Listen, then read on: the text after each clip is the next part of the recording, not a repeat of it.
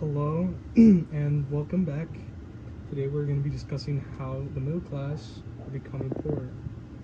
Current living conditions are skyrocketing and it doesn't look like it'll ever be slowing down anytime soon. Today I'm with Marisol. Hello. She is an organizer for the Bolt Cutter Collective, an anarchist organization that focuses on economic inequality and many other issues. I'm also with Leilani, a full-time CNA at DHR, and a full-time student at STC. The reason why I chose this topic was because it's increasingly, I guess, because of the area that we also live in. It's a big factor. Like we live in a lot of people here live below the minimum or a bit below level of income. So like a lot of people aren't technically in poverty, but still living okay. But anyways, so how do you define the middle class today in today's America? Like, has that definition changed over time? Yeah, I would say the definition has definitely changed. At least before, like maybe 19th century, it used to refer to more like, more what would be like the upper class. People that weren't considered like nobles or part of like the royal class, but instead like a class of people that owned like at least some sort of like means of production, or where like they own businesses, factories, at least some sort of like influence for like profit or capital, right? But at least nowadays it's more like referring to like at least people that are just like a lot more comfortable in terms of like salary or like how much money they make, and of course like a lot of people may use like certain income brackets to like define like a middle class, but a lot of middle class folks are not exactly in like the same positions of like a lot of poor folk, so they may be able to like afford like a house or at least some quality of life, afford like groceries, typically white collar jobs that they might have,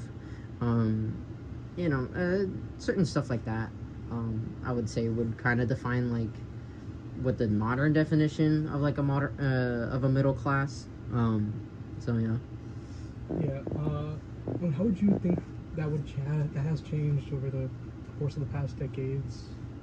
Yeah. And like the financialization of the U.S. economy. Yeah, like I'd say like although the standards would probably be considered like the same, it's definitely or at least like what we would define as like would still be like middle class, what's mentioned with like being able to afford like that kind of like comfortability, right? Or like owning at least some sort of like property or like being a bit more well off, but of course not like peak luxury, right?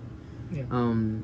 But at least for now, at least during this time, I'd say like what has definitely changed is like maybe like access to certain stuff may not be like inherent with a middle class, especially like recreative activities. Yeah, like maybe access to certain like recreational activities or like a lot of middle class like families even have like that kind of issue of just like that kind of like isolationist aspect where they may not have like inherent like community, right? Where like a lot of them are like isolated suburbs and like stuff like that. Like Texas actually is a big example of that. Yeah, like, but of course that delves into like a whole other thing about suburbia, but yeah, like that's what I would think. What is your definition for? I don't have the exact definition of what middle class is, but the best that I could describe it in my own words would be it's the working class that is able to afford a lot more stuff, or as they stated, luxuries. Like the comfort. Yes, and more comfort. Yes, that is correct. Such as like not having to worry about food, having to worry about their home, having to worry about their clothes, like having to worry about the tiny necessities that they need. I do believe it has changed over time though. Like on the more recent years, it has become a lot less affordable, especially for medication, food stamps, insurance. There's been a lot more changes implemented these past 10 years. Do you think that the American dream is still attainable for the middle class? I would really say like, at least like with the American dream, like, with the expectations of being able to like at least be in a state of like comfortability, right? I would probably say like nowadays it's not really like realistic. Maybe for like a certain time, where like at least economically like things may have been like more possible with that. But I wouldn't say that's something that many people get to look forward to just because of like privatization and like just like all the means of like being able to access that like quality of life is just not accessible, with a lot of like food insecurity that's going on, a lot of housing insecurity, and especially in regards to like accessing like like medical stuff, or like being able to even like see a doctor, right? Or like getting accessible treatments, like literally like getting diagnosed with like diabetes and needing like insulin, like will just be like a big heavy hitter for that. That like just makes like the American dream just kind of like very unrealistic nowadays. How do you see the American dream? The American dream, well, from a perspective from a family of immigrants, my father has a more Mexican view of it, especially since he came from more of a poor family. The American dream for them was more attainable, I would say, when he did recently come here, like 20 to, no, it's 25 to 30 years, sorry. I don't think it's more possible today's standards. It's a lot harder. The reason I say that is someone who has seen my father change throughout the years. He was diagnosed with cancer, and at first we were considered middle class, but we ended up hitting poverty because of that cancer diagnosis, and because of that we also lost the house, and we had to rely on government funding, government housing, and that was the only reason why we were able to afford many of the things that we had. However, as more recent things have been changing, insurance have been changing, and now he was diagnosed with diabetes. The medication that he needs to take is a lot harder, especially having to do doctor visits, such as with specialists, especially to see if it's possible for him to get the cancer again. It's a lot more expensive, and insurance only ever covers the basic doctor needs and not the specialists. So, how is inflation of necessary services such as housing, healthcare, and education disproportionately impacting the middle class? Yeah, I guess like just thinking about it, I'd say like with inflation, it's been more of like a heavy hitter of just like rather than just like the middle class itself becoming like, I guess, quote unquote affected. I guess like maybe I'll describe it like people are like getting kicked out of the middle class, because of like privatization and like all of the inaccessibility that's like growing, and like just like affecting every aspect, right? Where like inflation just kind of like starts eating away at like people's like needs, right? Whether it's like with housing, medicine, like food, right? With like at least with like my collective, where we do like free markets and stuff, like a lot of people that come over there are not just like, you know, homeless people or like people that are like in the absolute bottom, but also people that are like in that kind of like limbo of just like, you know, being almost like kicked out of like that kind of like bracket of like what we consider middle class, right? Yeah. Just because like, you know, a lot of this stuff has just become very like inaccessible, right? And just like, especially here in the valley, like it's already a place with a lot of insecurity, like in general. So you know, it's very much like just kind of like a big hit to like a lot of people that were already like kind of like seeing like kind of like the eclipse of like, you know, potentially having like one bad day away from like, you know, being super poor or one economic disaster or one. Like, yeah, exactly. Especially like when it's like unexpected, you know, like even with like just like one car crash or even just like one police ticket, like that's gonna really ruin like your next like or pretty much the rest of the year for you. You know. Yeah, that's kind of how the situation happened with my family members. Ever since my father was diagnosed with cancer, it has caused us a lot more issues, and we had to be dependent more about like the government giving like food away, like those pantries. I think that's what they're called. Yeah, food pantries. We also rely on the food stamps and housing, but ever since these last 10 years, the housing also has been going up. The rent has been affecting us. Since I work as a CNA, I am considered middle class. Because of that, they made our rent go higher, and since we're considered middle class, his insurance didn't cover for like the specialized medication that he needed, and it's caused more issues. And I have seen more inflammation as well because the rent has gotten higher, not because only of my job, but because of how the economy has been doing. The utilities have been going higher as well. Recently it has been going up to $100 more actually, and that's because we've been using the same amount. So, in an article made by The Guardian, had stated that during December of 2025, the U.S. job market had lost, I believe, 13,000 jobs over just like in 1 month. For an example, I think it was actually in June. And overall, like this year, we had lost a lot of like close to this, like a comparable amount of jobs to like, you know, the pandemic, like in 2020.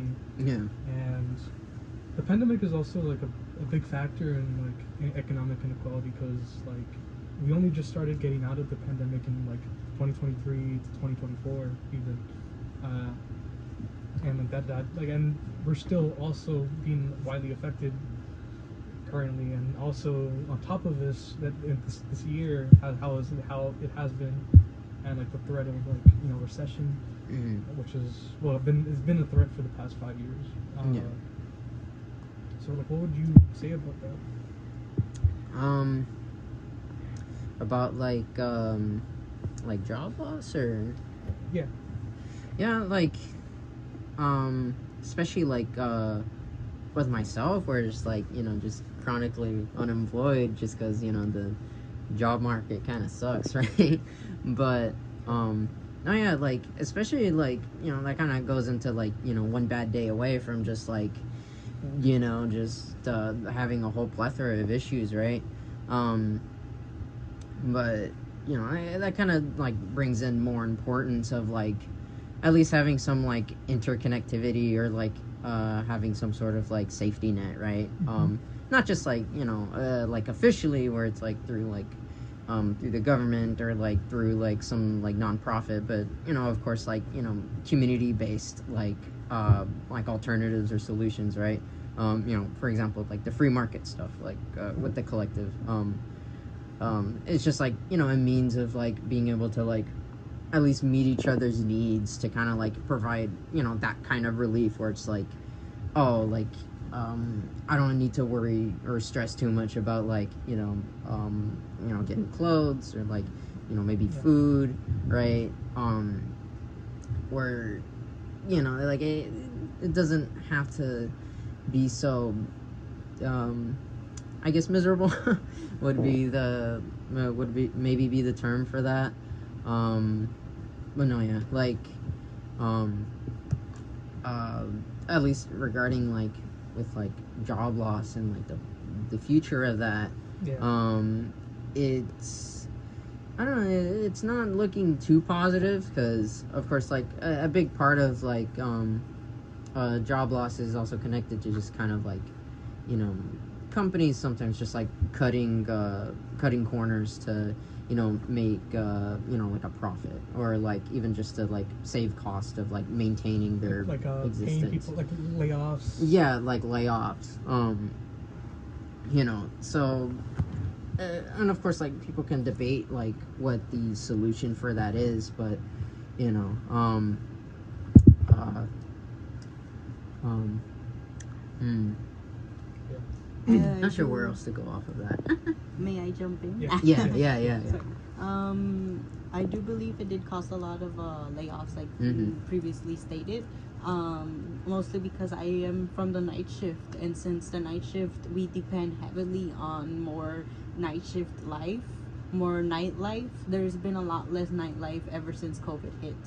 Because of that, I'm pretty sure it's because of the major layoffs that's been happening, but because of that, it has also been impacting those who are mostly in night shift or part of the nightlife. There is a lot less companies willing to go back to the nightlife because they realize that they afford a lot more money not having to do that. They do keep it around, like I say, 2 in the morning, 4 in the morning, maybe. But sometimes it's not even able for the people who need it more earlier or later on. Yeah. So, is wealth inequality the core issue behind the shrinking middle class, or is it a symptom of something larger? Wealth inequality? Yes. Yeah, I mean, I'd say wealth inequality is probably like a primary part of it, because, what's it called?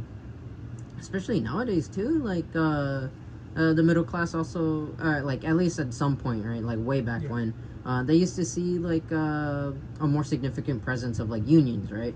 Where they're able to like negotiate like benefits and like wages, and like being able to actually like keep their jobs, right? And not have to worry too much about like getting fired, or like, you know, lose housing because like they lost a job, or like they got deducted pay, or, you know, stuff like that, right?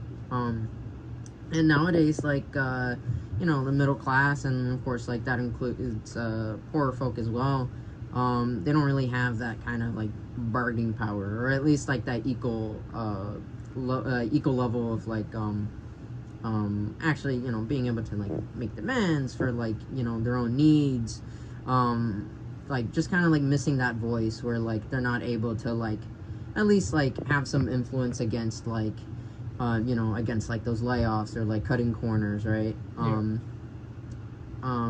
that also includes like other folks' like ability to like have some sort of say of like even just like, you know, with what goes on in their local community, right? Like a lot of people's power to like actually influence, you know, like maybe even like putting down like a park, or like, you know, some sort of like recreational stuff. Is a lot more harder when a lot of interests of like you know, politicians and like, you know, local business folk is primarily profit, right? So rather than like seeing like, you know, accessible transportation, you know, which might actually help with economic instability, you'd see more focus on like car infrastructure, right? And of course that goes into a whole big discussion about like, you know, lobbying, right? But, you know, just like at least in like the on the surface, like wealth inequality has been like a primary drive for like, you know, a lot of these issues, really. Do you have any thoughts about that? Because I'm not sure, because like that is something that like overall rather than like an individual perspective. Yeah, that is more an overall perspective than an individual one. I do believe wealth inequality is one of the core issues of shrinking of the middle class.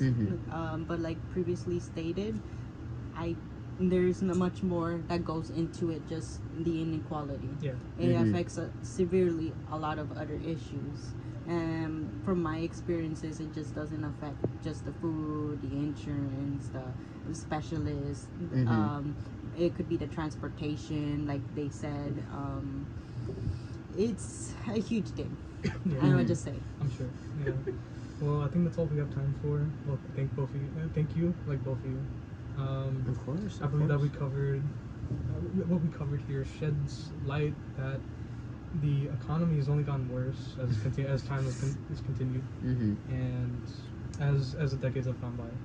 I believe that we need to stand up for inequality of financial opportunities and have better representation in our government policies and people and the people in charge or in Mhm. government positions and that have experienced the middle class, like have grown Mhm. up like this in recent years. And It's, I want to say thank you to both of you again Mm-hmm. for the opportunity. Of course. of course, I was willing to talk about this because the middle class was especially very delicate on any change that Mhm. could happen, especially for my family. It could cause you to become poor. Yeah, no, it does. Well, thank you.